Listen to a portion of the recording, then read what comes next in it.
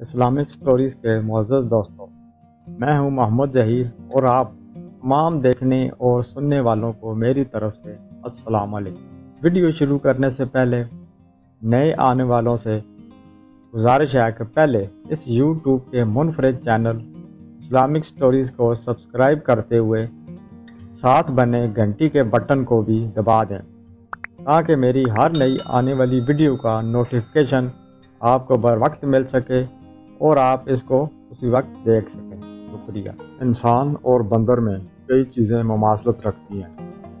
یہ جانور کئی حالات میں انسان کی طرح ہے، خوش بھی ہوتا ہے اور انسان کی طرح چیز ہاتھ سے پکڑتا ہے۔ اس کے ہاتھ کی انگلیوں میں جوڑ ہیں اور ناخن بھی۔ سیکھ جانے کا اس میں ملکہ ہے، جو بات سکھاؤ سیکھ جاتا ہے۔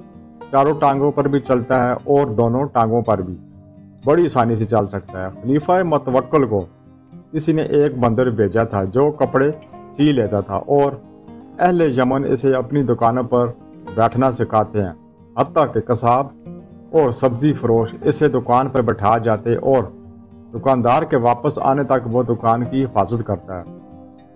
بندر چوری کرنا بھی جانتا ہے۔